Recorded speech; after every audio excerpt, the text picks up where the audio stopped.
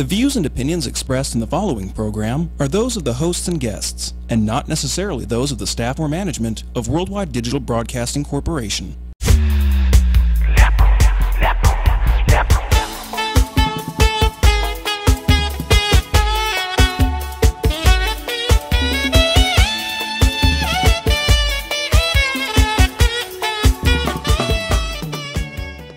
Hello, this is so exciting.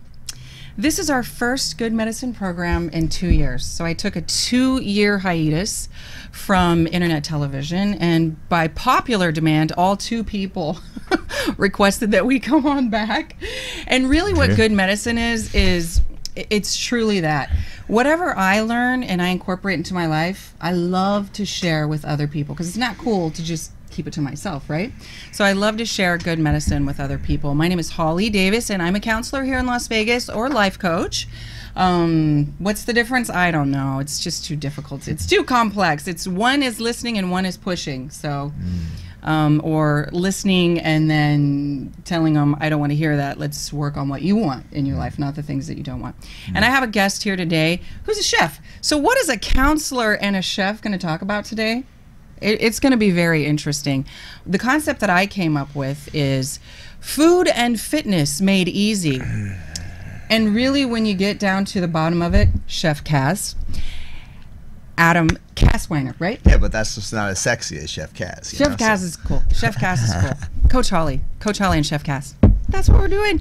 Really, it's not easy. Have you ever thought of food just being easy? Maybe it comes easy for you, but not for me. What do you think? That's a great question. You touched on a lot of points even in your opening that were really like, go back and watch this 5 times and you're going to pick up new things. And some of those things you address lead into a very specific point. And we want to look at things from a number of different categories when you talk about ease, because we don't want to focus on ease but lose the result. Right? So where most people struggle with their food choices and the things that they're eating, which will ultimately are your food choices, right? So where most people struggle isn't with the information. Most people know what they should eat. And when I say should is up to one person. You, me, whoever whoever, like you said, if someone comes to you as, you're my coach, I want to learn from you, please help me get better, then you're looking at it from one perspective. If somebody's just like kind of coming, they're being casual, and it's a different perspective. So if you're saying, I want to have a lot more energy, I want to get more from my food and have it take me less time and less thought and be less difficult, what are some techniques I can do? What are some kind of like hacks? And so that's the first thing, is you establish what you're trying to accomplish. Because if you don't have that, if you don't have your finger on that, what you're eating, people look at the how and not the why. In food science, we would always say why is greater than how.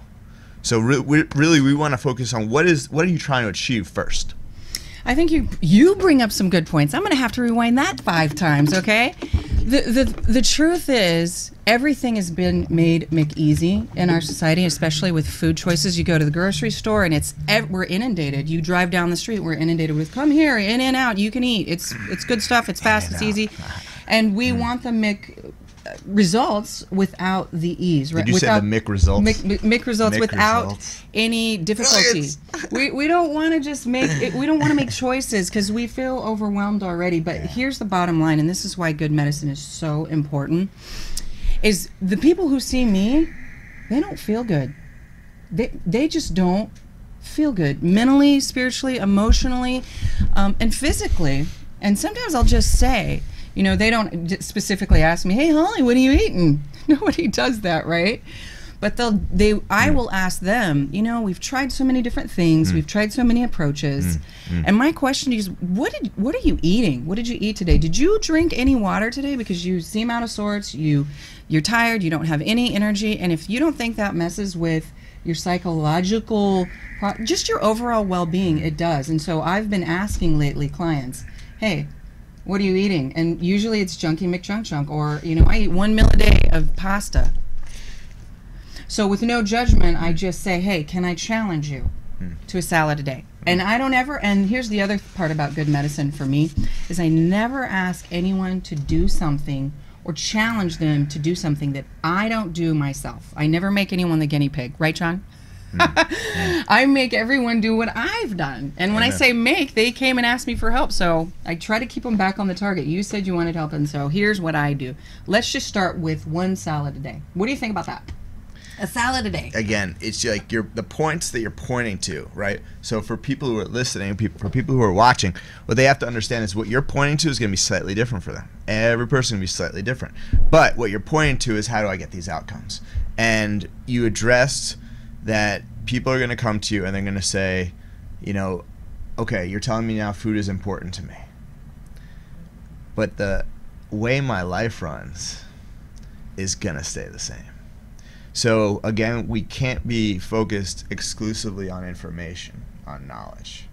We have to focus on habits, on practices that people have discovered that work for them repeatedly. And one of the things that I talk a lot about is being a professional. When you're a professional, the difference between being a professional and being an amateur is professional gets paid. Okay?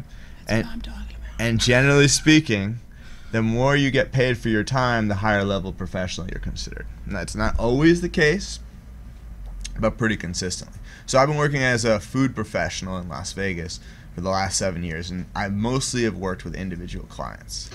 From just a basic meal plan, basic meal prep, to in people's homes, to professional fighters, taking care of all of their food before their weigh-in and after their weigh-in. Like to that T, to cooking for LeBron James's basketball camp from Nike here, and you have these like giant 16-year-olds. And Nike says, you know, put together a clean menu that 16-year-olds are going to want. So that's where being a professional comes in, having a vast array now of knowledge from different spectrums, different types of individuals. So with all that kind of backdrop, now we want to look at what are the things that no matter the person, they're not going to change. So there's a few things, when no matter who we're talking to, that are essential to look at. One, physiology.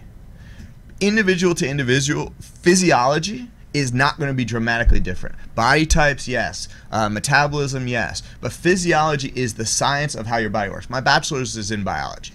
Traveled the world for 5 years, went back to school for culinary. So, and I went to Culinary Institute of America, and I'm proud of it because it's like, you know, basically considered like the Harvard of culinary schools. And I focused in culinary nutrition. So I was, you know, already 27 when I went back to school, so I was pretty serious at that point about my career. And, you know, came out here, started working with people directly, and these are the things that I've learned. You can't ignore what your physiology does. So people will talk about like allergies or sensitivities. That's one thing. Another thing is when you say putting some form of glucose in your body is going to stimulate the response of your body releasing insulin into the bloodstream, which has a whole series of physiological and psychological effects. No matter who you are, it doesn't matter. No matter how old, this is how your body works. This is your biology. The second thing is basically your lifestyle. And when it comes to lifestyle, I focus on one word when it comes to food, and that's convenience. Convenience. If it doesn't become convenient somehow by your own planning, having something that's easily accessible no matter where you are, when you are, or then I get into what I call the pitfalls, right? And all it takes is one pitfall to get off of a really good track, and if you don't jump back on real quick, and you need to have something that you can rely on, that you can go back to, that you know is going to work. So even when it comes to food, I talk about meditation. Start every day with 20 minutes meditation. Basically roll out of bed, do what you need to do, and sit down. Turn off your phone. And that, I guarantee you, your food habits change just from doing that. Just from doing that. Very interesting. Why do you think that is? Because I do the same thing. I feel like we need to take the time to actually think. Almost feels like a lost art in our society. Taking time to still the mind and to just stop for a minute, because we're just so busy. And I feel the same way. I feel like when I have that stillness, it definitely gives me that insight. A lot of, too, what you're talking about almost kind of sounds like people who are in recovery. Get back up. Think things through. Prepare. Make sure that you're in safe places at all the time. And if you prep, and that's not easy to do. Look ahead. look at what the food choices could be and make those decisions accordingly. But let's get back to meditation. Why do you think the meditation would involve what we're going to eat? Again, there's two aspects to everything that we're going to talk about with food. One is your physiology, the why you choose what you choose that you can't really control, right? You can be like, my discipline gave out, my determination gave out. Your physiology will overcome your psychology every time. It's the same reason you hear about the thing where the mom's kid is trapped under the car and she's like, I'm going to pick up a car, right? Woman who's never been to the gym a day in her life. So your physiology will overcome your psychology. And number two is, again, just that you have to put yourself in a good position to eat the things that are aligned with the goals that you have, right? So I would say there's no good and bad food.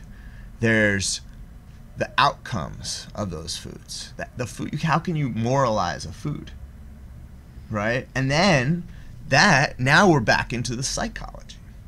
And that is where so many people, and all of us, this is normal. When I say so many people, I really should say all people, at some extent, are going to have a dip.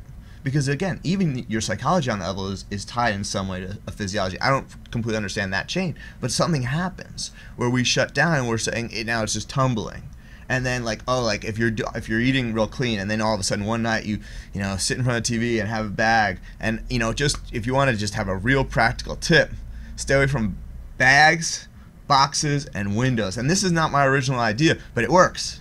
It works. So if just stay away from bags, boxes, and windows as a general rule of food. There's so much more I could go into that, but let me pass the mic back. I like that. Stay away from bags, boxes, and windows. So you're talking about anything that's in the window that says, hey, look at me, brand new pudding. No, more like getting your food out of a window. Oh, fast food. So let's just say, worst case scenario, you didn't plan. Okay. You didn't think ahead. You didn't get out of bed and meditate that morning. Okay? And you had to stop, and you were starving. What would you do? So I brought you a little present today. So. And this is a nutrition system. I love presents. That I use. The company is called Isogenics. I've heard of that. And it has changed the game for me. That is one of our shakes. That's a dairy-free shake. Do you prefer dark chocolate or milk chocolate? It depends on the day. Milk chocolate with sea salt and caramel. Yes, that sounds really fun. There's one of those. Sea salt and caramel milk chocolate. This is an amp fuel. It's like a gel if you're having a real long day and you don't get to eat something. And this is that happens. What's called Hydrate, which is kind of like a Gatorade, like electrolyte balancer, basically balance out the pH in your blood. Again, when you kind of are just going, especially in the heat here in Vegas. It totally depletes us. What do you think about Gatorade in general? And I don't care if you slam or not. High fructose corn syrup. Just stay away from it. It goes right in your bloodstream as glucose, which is what we call a high glycemic index food, which your body can't respond to without creating massive amounts of cortisol. And cortisol is what we call stress hormone. And certain products that we have are actually designed, this has what's called adaptogens in it, which you can go look up. It's not about isogenics. This is what the cutting edge knowledge. That's what I've always been on. So I got into health and nutrition. To be honest, when I was all the way back, when I was 10, my mom passed. And we were a healthy family. But my dad was he focused all his energy into training. He was a tennis player and golfer. And he built our whole basement out as a gym. Matted floors, mirrored walls, machines, dumbbells, everything. And he started changing the way we ate as a family, from having Twinkies and stuff like that in the downstairs cabinet to having whole wheat pasta and at that time it was Metrix. He had these Metrix boxes that you'd get from Costco. And that was at 13 or 14 years old. And I saw my dad transform, get swole. And I was blown. I was Superman, it's superhero. How do you just do that? And so I got into it, but I pursued it as a science, and I went to school for biology to understand. Again, the why is greater than the how. And I've changed my diet. When I was 26, I did raw vegan. So many different things that I experimented with to learn. Right now, I basically eat a vegan. It's what is becoming more popular as the Tom Brady diet, but I was kind of doing it before he came out with it as a diet, which is basically minimal inflammation diet. What I call it as my style of food, how I cook, I call it clean burning fuel. Okay, so you're putting the maximum amount of nutrients in your body and the minimal amount of waste things that you don't need. There's always gonna be waste. Everybody poops. Right? But right? And it's important what you're putting into how you poop is. That's really important too. And like people don't want to talk about it, but it's healthy to talk about all that stuff because that's healthy. Because if you're not digesting, and we know that our stomach has so many neurotransmitters, and it's where our gut, right? It's our instincts. If we don't have digestion and we are eating junky McJunk, then we wonder why we don't feel good. So I do understand that concept. What I loved about what you said is Furman, he was at Health, Healing, and Happiness. Little plug for you guys because I love that conference. It's health, it's healing, it's happiness. Everyone should go. They have another one in Sedona this year in October. But he said, you know what, we should all be nutritionists, nutritionian. We need to be eating nutritious food. It is not enough for us to just be trying to eat healthy. That's really just not good enough. So that's so powerful right there. Because again, when it's like, when I say truths for everybody, that's what we want to kind of find. Like I said, physiology is a truth for everybody. Convenience, we haven't really gotten into that too much. I spoke to how isogenics helps me with that. I'm going to get a little bit more into that. But convenience is another one you can't ignore. And then basically being nutrient focused. So what I always say is, what do you do with someone who's incredibly sick? And, they can't even eat. You put them on IV. Why? Because that is just getting the nutrients. The absolute minimal that they can do is just get the nutrients. Now, if your body's doing that when it's running on a minimal level, why is that when we're running on a higher level we should put garbage in? Why should we just start doing just because then we start to slow it down. It has to work harder. Now, if you do that one night, like you have pasta or something like that, for me, if pasta is like, it takes a lot of work. Because, like, little like ChefKas pointer right here, usually, like for most people, to some extent, dairy in the forms of cheese and butter are going to cause some inflammation response, especially if you're eating them regularly. It might be bloating. Bloating is an inflammation response. Mucus, right? Mucus, okay. So, and then breads tend to do the same. Maybe a little bit more in your joints, maybe a little stiffness, maybe a little fog-headed.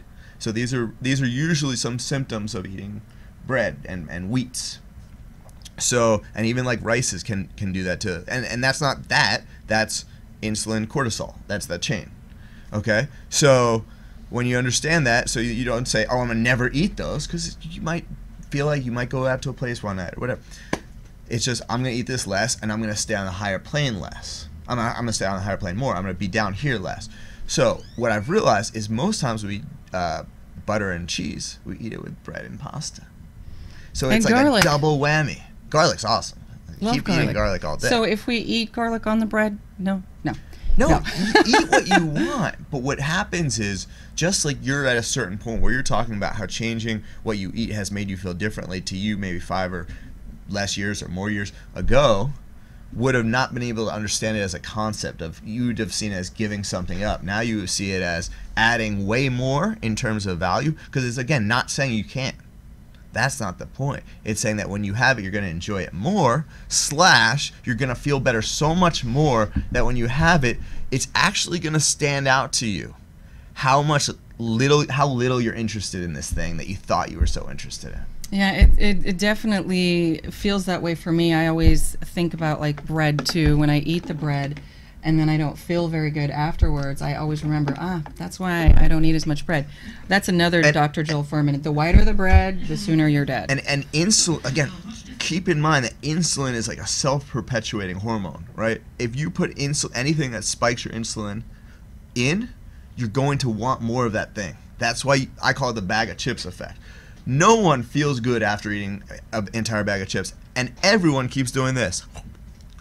Right, and you do it until you're scraping the bottom with your finger and licking it, right? Rip the bag all open. The seasonings, like just open your own seasonings and stick your, you know what I mean? So, why do we do that? It's nothing personal. It's physiological. So maybe not beat yourself up over it.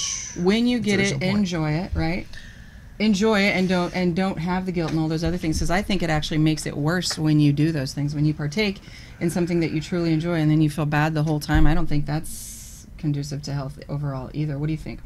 Well, again, just go back to how do you want to feel, and if you trace it to that root, then you have a comparison. You know, just saying, you know, it's enough to I know I feel better. Yeah, but now it's not. You're not invoking. Like, take the 2 states, put yourself into how you feel. Like today, I've basically been doing intermittent fast morning. I've had some cherries.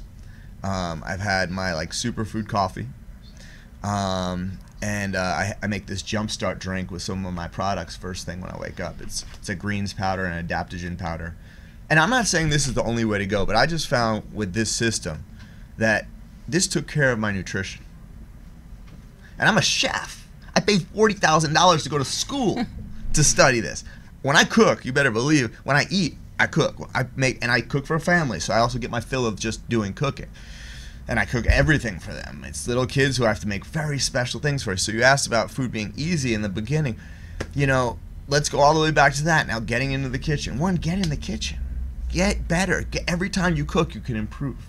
You can refine your skill set. You might roast something at 375 and you saw it was like almost caramelized and crispy like the sweet potatoes that I do. I do a lot of videos on my Facebook channel, Kas Fit Life. Okay, KASFITLIFE, and WWDBTV.com, and on ChefKas.com as well. There's a lot of cooking tips. That's more just general techniques, but Kas Fit Life, I talk about making things easy for nutrition. And when you kind of just start to get in the kitchen, experiment, try different foods, make them like I have a client who he loves everything with cheese and bread and all that kind of stuff, but he also loves my crispy kale. He loves it, and like. It's a balance now. Now we're getting both things on the plate. So it's not about perfection. There's always going to be another step.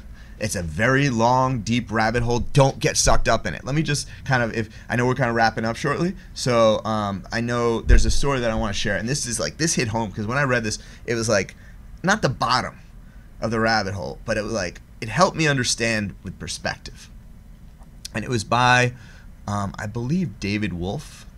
He has the Institute for the Psychology of Eating, and it was his newsletter. And he talked about how at one point he was so down in this rabbit hole that he went to a breatharian retreat. Okay, and the leader teaches people you don't actually need to eat. You can get everything you need from breathing. So like day one, maybe they're feeling pretty good and a little bit like this is crazy, but okay, we're running on adrenaline because that's what's going to happen. Understand basic parts of your nervous system: fight or flight, relax and digest. They're split. They can't basically coexist. So that starts to kick in, which is healthy. And that's about intermittent fasting. That's a whole other subject. Intermittent fasting is one of the best things you can do for yourself. But day 2, day 3, they're starting to get worn down. They're like, we're doing what he's saying.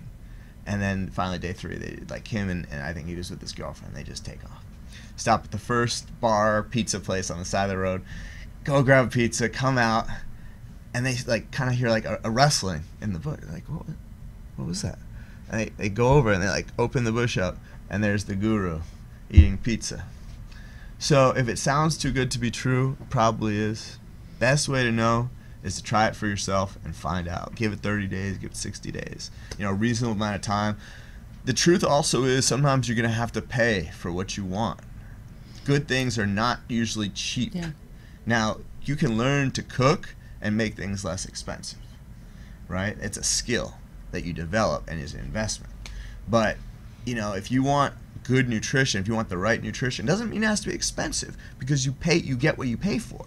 It becomes so worth it that you can't imagine why would I ever go back to what I thought was cheap. Like, anyone who used to eat McDonald's and fast food can understand that stuff is not cheap. Well, count the cost too. I mean, really count the cost. When you actually pay for good food, or you pay for a good education too, so you really know what you're doing, or you go in there and you actually take the time to chop and cut and get into the kitchen and do food prep, then you're operating more optimally. You're more present with people. You have a better overall you're feeling good. I mean, what can you put a price tag on feeling good, We are going to take a small break, and when we come back... We're just breaking, yes! Yes! We're going to take a small break. I thought we were done. No, we got a couple more minutes. We're going to talk about movement. Yeah, and I'm just noticing as I put my arm up that I got this awesome vein right here. So remind me, if I forget, we need to talk about blood flow and the importance of blood flow and how it connects movement and nutrition. Yes, and you might have to come back because we also have to talk about some other things too, because I was going to ask you... I don't know if I should go there. We'll wait. We'll wait and see what the surprise question is. And also, here's what I'd like to do at the break, is if you could have at least a quarter of that iced light, and we'll just see how the video goes. I guess I'll eat some chocolate. Okay, Stay with us on Good Medicine. I'm Counselor Holly Davis, and my guest today is ChefKas. Got a lot of stuff talking today. You got to stay with us. We're going to have to do some moves. Crazy Terry here with your car care tip of the day. Today's tips on cooling systems. This vehicle's got about 182,000 miles on it, so if you're checking the coolant, check the hoses too. Just feel them and see if they're soft or any signs of fatigue for the mileage on it. They don't feel bad. They look like they're still the original hose, but you want to make sure you don't go too long with these hoses because they will eventually deteriorate, cause a problem. In this case, this car's got a visible leak. The customer brought it to us. We'll pop the hood and check the cooling system. First, we just relieve any pressure that might be on the cap, remove the cap, take a look inside. We see it's kind of low. Now we'll start our inspection. What we found on this one is the top tank is leaking. It's got a crack in it. Pretty common for these plastic radiators to do that. I want to get to a shop right away because severe engine damage can result from overheating condition like this. In this case, it was pretty easy to see the crack was right on the top tank, but a lot of times we'll have to pressurize the system to locate the exact leak. Could be a hose in the back, could be underneath. Some of these are hard to find, but in this case, a very common leak, the top tank.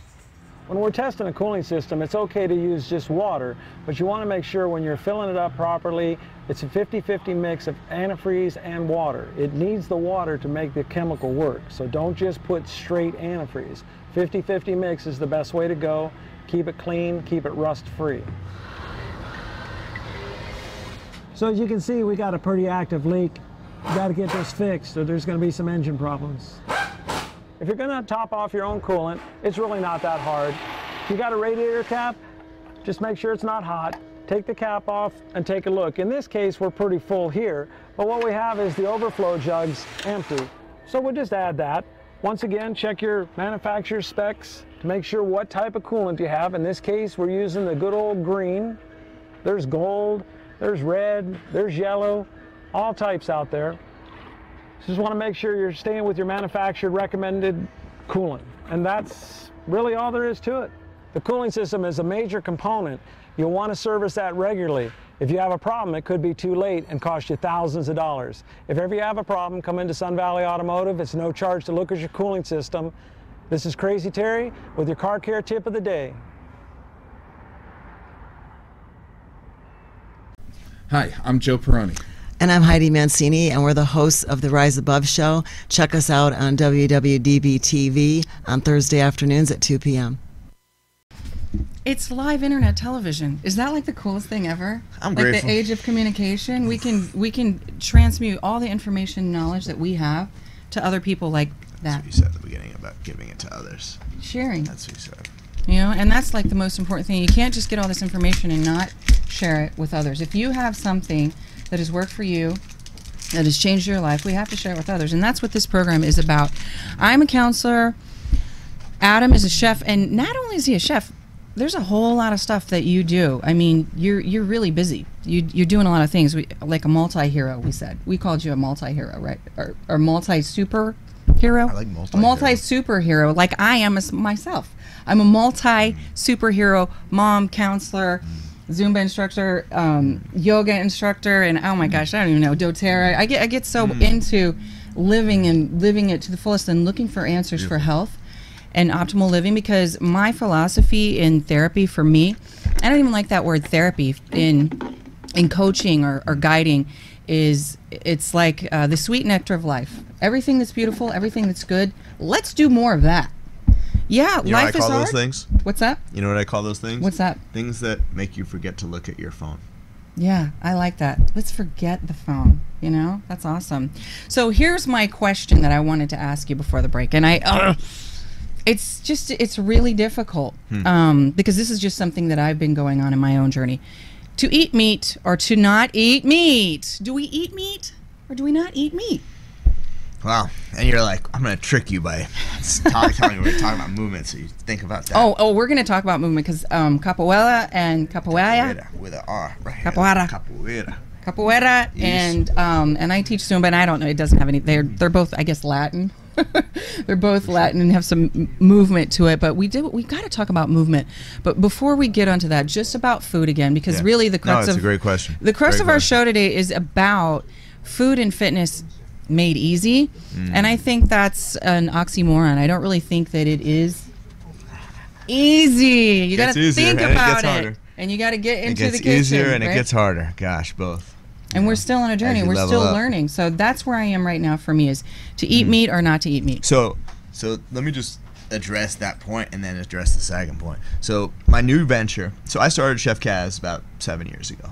And like I said, worked with some cool clients, but it was still very like chef based, like cooking based, culinary based. I had my own restaurant at one point, and it just wasn't what I wanted to be doing. I wanted to be more working with people, helping them on it, like this totality. I basically realized nutrition alone, cooking alone wouldn't do it, right? So that led me to this venture that I've created called Kas Fit Life that incorporates all these things. My first blog was about meditation. Actually, my first blog was why I quit my job to create my other job, with my ChefKas. So, when you say like, making it easy, and it's never going to be easy, what's the slogan for Kas Fit Life is the next level in health and wellness. And if you pay attention, it doesn't say the last level. It doesn't say the next level and then you're going to be done. It doesn't say stay where you are and be satisfied, because those are not the people that this is for. This is for the people who are hungry for the next level. And the crazy thing about those people, if you're already one of those people, if you're becoming one of those people, if you've been one of those people and you want to be again, is there's always going to be a next level. There's always going to be a next level. And I think it's interesting too. I think one of the things that we talked a little bit on is a lot of people will come in and they're like, something's wrong with my life. Nothing's wrong with my life. No, this is fine. Something's wrong. Nothing's wrong. And then they finally go, you know what? I'm not happy where I am, and I really do want to go to the next level. Then they take the next level and they're like, hey, you know what? That's probably the hardest part. Then when they actually go to the next level, then they realize that the next level and maintaining and preparing and then sharing it with others, it does get easier. It's the discipline of actually going in and just making that decision from the beginning. I'm eating gravel sandwiches and saying it's delicious. Nice food pun. Or it's not delicious anymore and I don't want to do this. I need to do something different. And maybe they're listening today and they're like, hey, maybe I should check that out. What's the website again? KasFitLife.com, KasFitLife.com.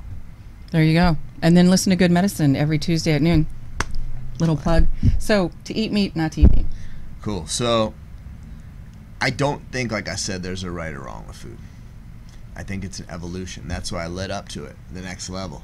If you don't feel called, look, I got started with basically being vegan, about 95%. The 5% is dairy. I haven't eaten meat. I had fish once when I was on this last trip to Brazil because it was like, I don't know, I kind of felt like it was appropriate. But my body doesn't ask for it. Sometimes my eyes do. Sometimes even like I'm like, oh, I made this amazing thing.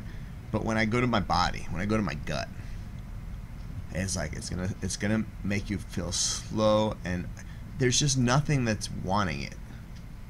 And I do keep myself fueled with premium vegan nutrition. So, I eat a ton of chickpeas. I eat a ton of avocado. I eat a ton of hummus, which is more chickpeas. I eat a lot of carrots. I eat a lot of nuts. I eat a lot of cashews, mostly cashews these days. Maybe some macadamias, but fresh fruits like you saw with the cherries earlier. Certain dried fruits like dates I find are really solid nutrition. I use a lot of coconut oil, and then basically when I'm on track, my only is sweet potatoes, and a little bit of quinoa maybe. That's basically it. Maybe some other legumes in there.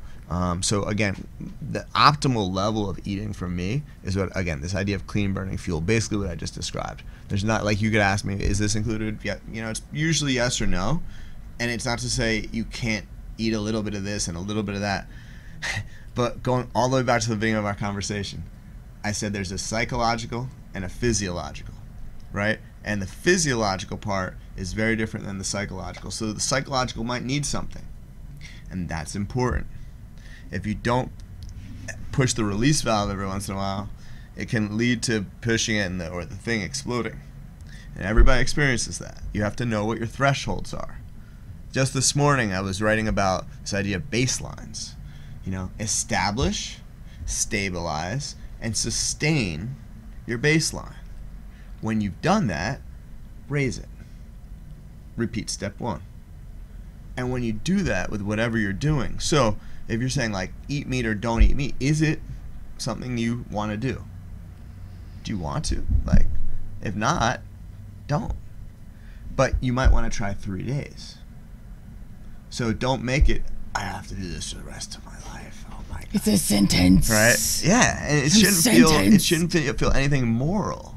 It should be based in physiological. So you might say, I want to do a vegetable, plant-based cleanse eating few days. It might be I want to do a juice cleanse. It might be I want to do an isogenics cleanse. We have an isogenics cleanse. We don't eat for 2 days. We drink a high-density nutrient powder. And then what it does is it helps me realign with everything. And also, my food choices become much easier because now my head is clearer because now I said no to everything for 2 days. It's just 2 days. And it could be 1 day. Sometimes I break the cleanse, and it's okay. But then I get back on track. And when I go to those foods that I said, which are vegan, and if you say, what's the point? Well, the point is that I want to have a lot of energy. The point is I want to get a lot done. The point is I want to be ultra focused, like you were talking about, present. I want to be able to do everything I do on the highest level. I know I can do it right now and continue to raise my level. Does this guy have tons of energy or what? And clarity, totally. And I've even heard that in some studies that when you are in that state of being hungry, then you actually are more clear. So for me, I don't eat a big meal and then try to do my billing or write notes or write at all. I think first thing in the morning for me, after I'm doing my meditation or some kind of movement or some kind of yoga, then I go and do those things when I'm not hungry in the morning, but when I eat a lot, I'm hazy, and that's every human being, right? 2 or 3. Why is everybody tired? Why can't we take siestas?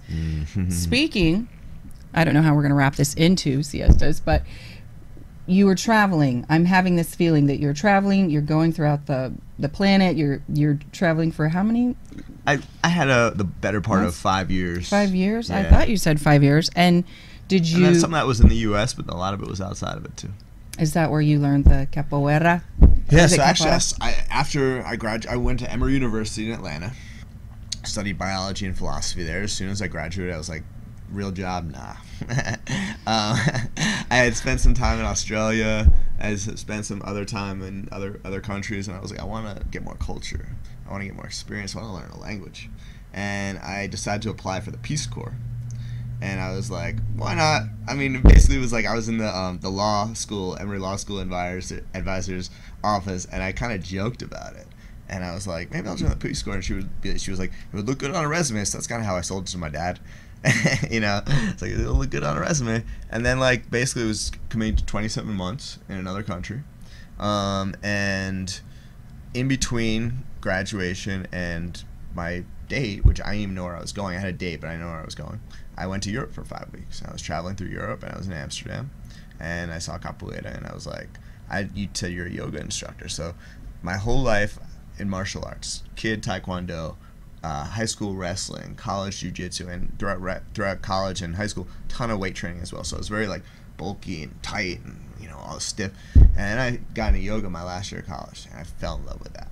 And especially because it was so hard for me. I was like, downward dog. I'm gonna die. It's good for you. I'm gonna die, right? Exactly. It was like it was 2002. It was That's like yoga's for girls. Pose, by the way.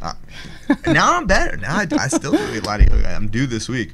But yoga honestly ended up being a perfect bridge for me between all the other stuff I had done and Capoeira, because Capoeira has a lot more flow. It requires being a lot more dynamic, a lot more flexible, a lot more agile, a lot more present.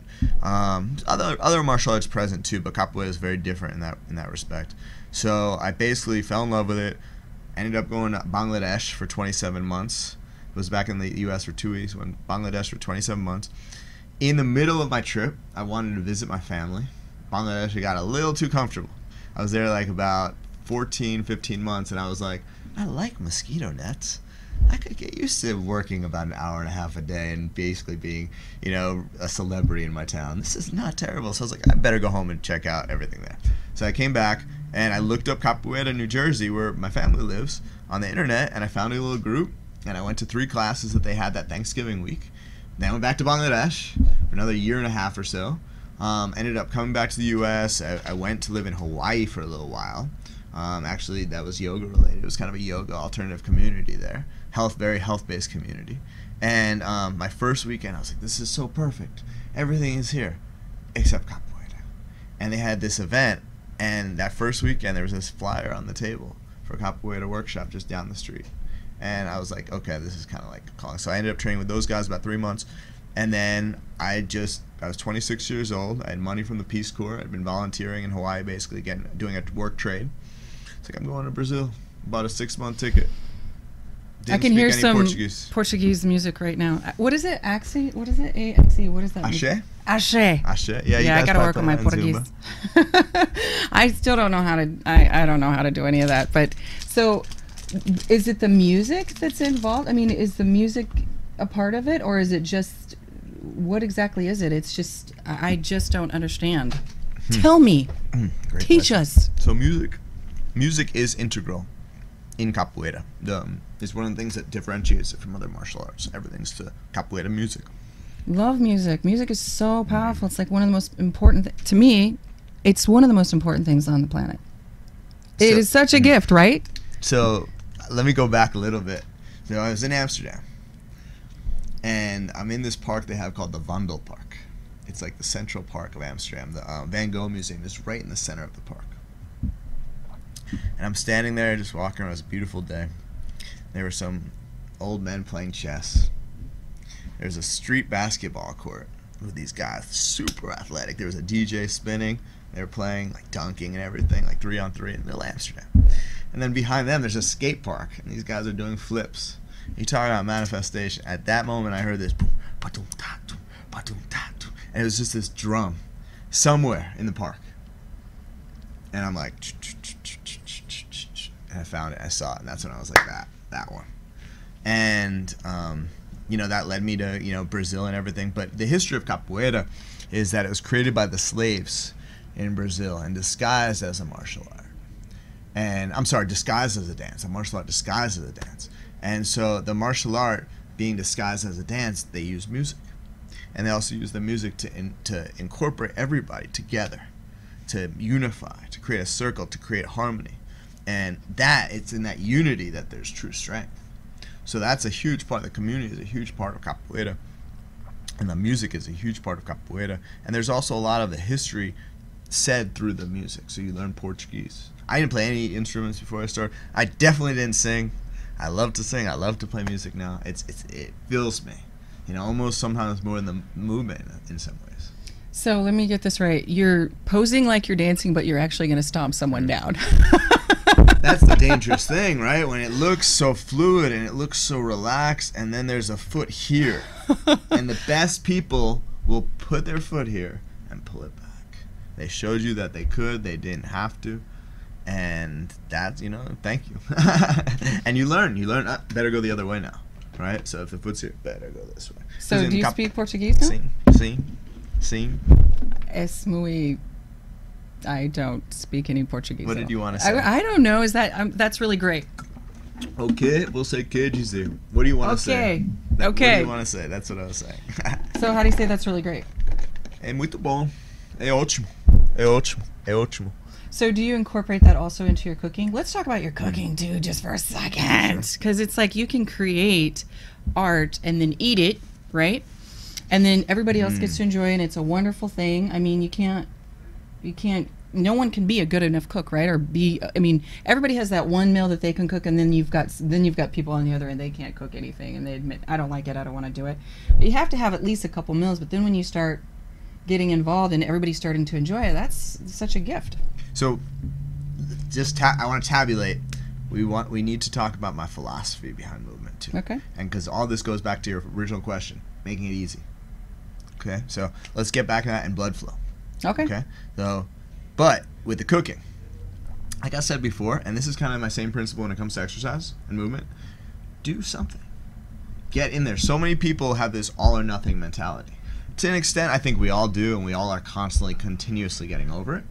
But if you just get in the kitchen, and sometimes it's like draw your inspiration from anywhere. If you're like, I really like, I'm going to make a terrible example, but if you're like, I really like McNuggets, it's like, okay, so what you're telling me is you like chicken and a crispy crust of breading, and you like it to be crispy on the outside and soft on the inside, and take out all the other stuff. We need to dunk it too. You don't forget. You We need have to have dunk it. some sauce. You can make some sauces. You can buy the cleaner sauces, and you can now make it in batches. And now you can have it in the freezer. So when you have a craving, you can get that instead of going out and getting the other thing, right? So, cooking is also one of those kind of like infinite arts. It's a beautiful mix of art and science. It's really both, and I love the artwork side. I think when I went to culinary school, it helped me become more refined in that way. And anybody can be a great cook. Anybody can, I don't want to say, for me, a chef is someone who has other people making their food, or has had other people doing that, working for them and creating what they created. So I think that's what the definition, and can run a kitchen, because that's not an easy thing to do. It's like, the whole hard work. The whole culinary system is based on what was called the brigade system, and it was developed by Auguste Escoffier, who he came out of the military, and he it used to be like you had 5 cooks in the kitchen. Every cook would cook one person's food, and so much more like a personal chef would today. So Escoffier changed it to what's called the brigade system, where he broke it down by, you have garde manger, you have your fry, you have your grill, you have your sauté, you have your saucier, So he broke it down, separated all these positions. So one job is basically being done by one person, or that kind of job is being done by one person. So get in the kitchen and kind of learn. So there's all aspects, right? When I would go to people's homes and work with them, first thing I do is organize their kitchen. I'd be like, I'm gonna move your stuff around. I'm totally thinking about having you come over. Please help me. We can do a video. Help me. So it's got to make sense. If you don't have flow, how do you expect to do work? Yeah. There has to be flow, right? You got to have a good workstation. Take all the unnecessary stuff out. Like take out if you have plants, like put them someplace you're not gonna put food. Like get the stuff you don't use off the countertops. Your countertops are your real estate. Clear them off. It's not where mail goes. You don't have to destroy them. But yes. 4 minutes to tell me about blood flow and. So movement. So with movement, it's like first off, just like stand up, right? Do I have to stand up? Yeah. Should I stand? I'm gonna take off my posture brace here. I always have like devices on.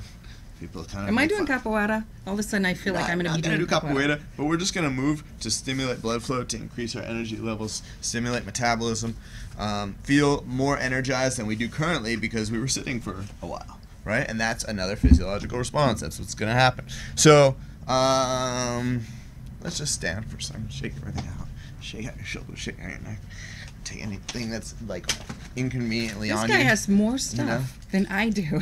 No one has more stuff than I do. Just shake out, jump around, jump around. So blood flow is so important because let's face each other, and we're just gonna hands, and we're just gonna squat. Just gonna squat. Good. Keep pushing when you squat. Heels down, heels down, heels down. Good. And come up. Good. And lean. I was already starting to think about complaining, but I'm not going to. Lean. And lean. And come back up and come back down and squat. And turn your east. And turn your. And down. I'm gonna go off camera here for a second. So blood flow is so important because go over to one way. East. So we're doing capoeira? No, just loosen. I was gonna say we need music. Open it. That's true as well. So we can use the table here. We'll just rest our arms. So squat down. So blood flow is so important because blood carries nutrients, which we've been talking about this whole time. Another extremely important thing that it carries is oxygen, which is essential for your mitochondria, which are your energy producers. So when you stimulate blood flow, you start delivering all the stuff that we've been talking about, and you start delivering oxygen, and you increase your respiration rate, which increases your amount that you're taking in oxygen. So also like having plants around your house, I was just saying, don't necessarily have them right on the counter in the kitchen, but without coming all the way up, just switch your legs to east. John, you want to come over here. Come stretch. Go deep. That's it. I've never had a guest ask so much of And that's also like, you know, things I do like this. This is called yeah, what is that? That's called blood flow occlusion. And what it does is it slows down, which also kind of forces blood flow into certain areas. So as a result, you can heal injuries faster, and especially around joints, which are hard for people who have had injuries, because when you have injuries, it leads to stopping or having irregular movement patterns, and that leads to more problems. So you have to be able to keep working on range of motion types of things. So this helps with that, where you get a little additional support. It gives a little flexion to the muscle, gives a little support, like the sheath of your skin. You know, it's a sheath, right? So this gives a little extra sheath. So is there a reason why you just put it on one side, or is it because I have a little bit of an injured, a little bit of this head of my tricep right here. Bam, bam, tricep shot, bam. Right? So this one doesn't have, but even flexing like that, I can feel it into my elbow. It's probably a hyperextension, probably something I did like this, landing on the floor. Probably not in yoga. I've actually strained some things in yoga because some teachers you have to be careful. Make the room a little bit too hot, I found, and you know, it's just sometimes gets unnecessary, and then you lose your focus. So it can be a little bit much. So for all intents and purposes, for everyone who's joined us today, movement is so important. If you can just start, just do something. Just do something. Get out of your chair. Walk around. Maybe one motto that we can talk about today up our show is maybe the more you're off your phone or don't want to go look at the phone, like maybe that one, huh? maybe the more That's you know. That's a whole other show. You're on the right track, and we definitely want to have you back. Thank you so much for joining us today. Absolutely, and like, you know, just to kind of you asked kind of like to put like a little cap on it. It's basically, you know, do the things that make you feel the way you want to feel. More. Doesn't mean you need to be perfect, doesn't mean you need them all the time, but you will build the habit, you will build the discipline. It will happen because you feel better. And that's the most important thing to all of us, whether it's clear or not. That's the most important thing we want. You know what? Thank you so much. I'm a hugger. You're awesome. Thank you. But thank you, guys. This is the first Good Medicine program in 2 years. I think it was awesome. We're doing Capoeira. We're talking about food. We're talking about just living a beautiful life. So join us next Tuesday at noon for Good Medicine. I'm Holly Davis with ChefKas. Have a great one.